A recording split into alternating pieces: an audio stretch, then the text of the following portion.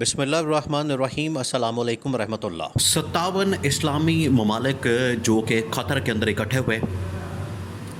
Doha کے اندر اکٹھے ہوئے، یہاں پر ایک بہت بڑا اجلاس منعقد کیا گیا قطر کے دارالحکومت دوحہ میں۔ اب یہ جو اجلاس بلایا گیا ہے، یہ جو میٹنگ کال کی گئی ہے، اصل میں تو اس کی بیک گراؤنڈ یہ ہے کہ اسرائیل نے جب قطر کے اوپر حملہ کیا، یہ ایک بہت بڑا حملہ تھا۔ نہ صرف یہ قطر کی سلامتی کے اوپر بلکہ اس کے خود مختاری کے اوپر ایک بہت بڑا حملہ تھا، اور اس کو عالم اسلام نے بھی محسوس کیا، پورے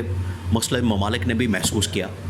کہ یہ حملہ اب کسی صورت بھی برداشت نہیں کیا جا سکتا، اور اگر ہم نے اسرائیل کو نہ روکا، اسرائیل کا راستہ نہ روکا، اسرائیل کا ہاتھ نہ روکا، اور اسرائیل کا یہاں پر ہم نے ہاتھ نہ توڑا، تو اسرائیل جو ہے بالکل پھر بے قابو ہو جائے گا، بدمست ہاتھی بن جائے گا، وہ جس کو چاہے گا پھر رونتا ہوا آگے چلا جائے گا۔ تو اس کو روکنا بڑا ضروری ہے، اس کو روکنے کے لیے تمام تر اقدامات کرنا بڑا ضروری ہے۔ اب مسلم ممالک کو اکٹھا کر لیا گیا قطر کے اندر، دارالحکومت کے اندر۔ اب قطر نے اپنے تئیں ایک بہت بڑی ہمت اور جرأت کا مظاہرہ کرتے ہوئے تمام عالم اسلام کو یہاں پر بلا کے اسرائیل کو پیغام دیا ہے کہ اگر آئندہ سے کسی بھی اسلامی ملک کے اوپر یا کم از کم قطر کے اوپر حملہ کیا گیا تو پھر اس کا منہ توڑ قسم کا جواب آئے گا۔ اب اس میں وہاں سے جو 57 اسلامی ممالک اکٹھے ہوئے، انہوں نے اپنا رپلائی بھی دے دیا، انہوں نے وہاں پر خطاب بھی کیا، تقریریں بھی کی، انہوں نے وہاں پر اسپیچ وغیرہ بھی کی، انہوں نے پیغام دیا، اور انہوں نے جا کے وہاں سے اعلامیہ بھی جاری کر دیا گیا۔ اب اس کے اندر دو اہم ترین نکات پوائنٹس جو ہیں وہ بیان کیے گئے ہیں، دو اہم ترین پوائنٹس اور نکات، اب وہ بہت اہم ہیں۔ ایک اس کے اندر جو پوائنٹ سب سے بڑا جو نقطہ ہے اس کے اندر اٹھایا گیا، اس کے اوپر جو بات کی گئی وہ یہ تھی کہ ہمیں کسی طرح سے ایک ایسی اتحادی فوج بنانے کی ضرورت ہے، تمام مسلم ممالک پر مشتمل، تمام اسلامی ممالک پر مشتمل ایک ایسی اتحادی فوج جو صرف ایک ملک کا دفاع نہ کرے بلکہ تمام عالم اسلام کا دفاع کرے، اور کسی بھی اسلامی ملک کے اوپر جو حملہ ہوگا وہ تمام عالم اسلام کے اوپر حملہ تصور ہوگا، تمام عالم اسلام کے اوپر۔ اگر قطر کے اوپر حملہ ہوتا ہے، کویت کے اوپر حملہ ہوتا ہے، سعودی عرب کے اوپر حملہ ہوتا ہے، پاکستان کے اوپر حملہ ہوتا ہے، دیکھیں اس سے پہلے پاکستان اور ایران اس حملے کو بھگت چکے ہیں، اور اس سے بھی پہلے یہ حملے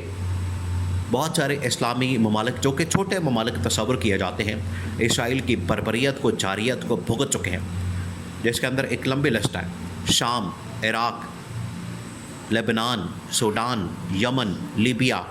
یہ وہ تمام ممالک ہیں جو کہ اسرائیل کی بربریت اور جاریت کو بھگت چکے ہیں، انہوں نے اس کا سامنا کیا، مقابلہ کیا، اور اس وقت اسلامی ممالک کو خیال نہیں آیا کہ اگر یہ جاریت اور بربریت یہاں پر کی جا رہی ہے، ان کو نشانہ بنایا جا رہا ہے، یہ آگ ان کے گھر تک بھی پہنچ سکتی ہے، تو اس وقت ہی یہ عالم اسلام کو چاہیے تھا کہ اکٹھے ہو جاتے۔ چلے دیر آئے درست ہے۔ اب قطر کے اوپر حملہ ہوا تو یہاں پر سارے ممالک اکٹھے ہوئے، اور یہاں سے اب اعلامیہ جاری کیا گیا ہے، اور اعلامیہ جاری کر کے یہ کہا گیا ہے کہ پاکستان کے اوپر یا ایران کے اوپر یا کسی بھی ملک کے اوپر اگر آئندہ سے حملہ ہوا، کیونکہ یہ پاکستان کے اوپر، ایران کے اوپر بھی جو حملہ کیا گیا جس کا ان دونوں ممالک نے تو منہ توڑ جواب دیا، اصل میں اس کے پیچھے یہی صہیونی، یہودی، اس کے بعد صلیبی اور ہندوتوا طاقتیں موجود تھیں۔ تو آج جو سب سے بڑا اعلامیہ جاری کیا گیا وہ یہ کہ ہم نے ایک ایسی اسلامی اتحادی فوج بنانی ہے۔ وہ اتحادی فوج، اس کی کمانڈ جو ہے وہ آج کے army chief field marshal general Asim Munir کے سپرد کی جا سکتی ہے، کیونکہ اس سے پہلے سعودی عرب کی جانب سے ایک سعودی رائل کمانڈ فورس بنائی گئی تھی، اور اس کی سربراہی سپرد کی گئی تھی سابق army chief general Raheel Sharif کے سپرد۔ اور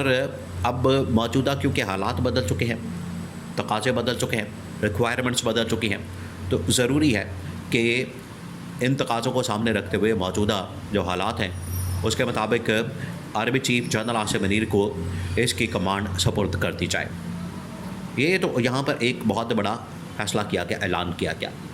اب معاملہ یہ ہے کہ یہاں سے سیاسی طور پر کون سا شخص اس پوری کی پوری تحریک کو لیڈ کر سکتا ہے یا اسلامی ممالک کے اتحاد کو لیڈ کر سکتا ہے اور عالمی سطح کے اوپر اس معاملے کو ہائی لائٹ کر سکتا ہے، اس کو اٹھا سکتا ہے، اس ایشو کو ریز کر سکتا ہے اور عالمی سطح کے اوپر عالم اسلام کا مقدمہ لڑ سکتا ہے۔ اب معاملہ یہ ہے کہ عالم اسلام کی جہاں تک بات ہے، عالم اسلام کی جہاں تک چیز ہے، تو تاریخ آپ اٹھا کے دیکھ لیں، کبھی کسی نے عالم اسلام کی بات نہیں کی، اسلام کی بات نہیں کی، مسلمانوں کی بات نہیں کی، ان کا مقدمہ نہیں لڑا، سوائے ایک شخص کے جس کا نام ہے عمران خان۔ عمران خان نے جس زبردست حکمت عملی کے ساتھ، الفاظ کے ساتھ، لیڈرشپ کے ساتھ، کیرزما دکھاتے ہوئے، طاقت دکھاتے ہوئے، پاور دکھاتے ہوئے، انہوں نے جس طریقے سے عالم اسلام کا مقدمہ لڑا، مسلمانوں کا مقدمہ لڑا اور عالم اسلام کے اوپر حملہ آور ہونے والی طاقتوں کو للکارا، یہ اگر آپ مسلمانوں کی اسلام کی تاریخ اٹھا کے دیکھ لیں پچھلے تقریباً کوئی 1000 سال کے، تو اس طرح کا کوئی شخص آپ کو نظر نہیں آئے گا جس نے اتنی مضبوطی کے ساتھ، توانا آواز کے ساتھ اور اتنی ہمت کے ساتھ، جرأت کے ساتھ ان طاقتوں کو، یہودی، صلیبی، صہیونی، ہندوتوا طاقتوں کو للکارا ہو پچھلے کم از کم 1000 سال میں۔ 1000 سال میں کوئی اتنا طاقتور لیڈر نہیں آیا جو کہ عالم اسلام کو للکار سکے، عالم اسلام کو اس طرح سے عالم اسلام کا مقدمہ لڑ سکے اور عالم اسلام کے خلاف مقدمات کو للکار سکے۔ یہ تمام لوگوں نے آخر کار کر کے دکھا دیا، یہ بہت اہمیت کا حامل ہے۔ تو عمران خان نے جو مقدمہ لڑا آخر کار وہ کامیاب ہوا اور آج پوری دنیا میں اس کا چرچا ہے، اس کی مشہوری ہے۔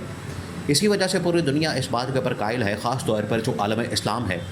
اس بات کے اوپر قائل ہے، اس بات کے اوپر متحد ہے، اس بات کے اوپر وہ چاہتا ہے کہ ہمیں ایک ایسے شخص کی ضرورت ہے جو سیاسی مقدمے کو مسلمانوں کے، عالم اسلام کے بڑے زبردست انداز سے لڑ سکے، ان کو صحیح معنوں میں ہائی لائٹ کر سکے اور دنیا کے سامنے رکھ سکے۔ اس سوائے عمران خان کے اس وقت کوئی نظر نہیں آتا۔ جنرل عاصم جو ملٹری کمانڈ ہے، جو اس کی فوج ہے، اس کی تو کمانڈ سنبھال سکتے ہیں، اس کی تو قیادت کر سکتے ہیں، لیکن سیاسی طور پر کون کرے گا؟ یہ محمد بن سلمان، قطر، کویت، عمان، تمام ممالک نے اس بات کے اوپر اتفاق کیا ہے کہ عمران خان کو اگر باہر نکالا جائے، رہا کیا جائے، عمران خان کی رہائی کو ممکن بنایا جائے، تو عمران خان وہ شخصیت ہے، عمران خان وہ شخص، وہ آدمی ہے جو کہ عالمی سطح پر قطر کے ساتھ ساتھ مسلمانوں کا، اسلام کا مقدمہ بڑے زبردست انداز سے، توانا آواز سے لڑ سکتا ہے۔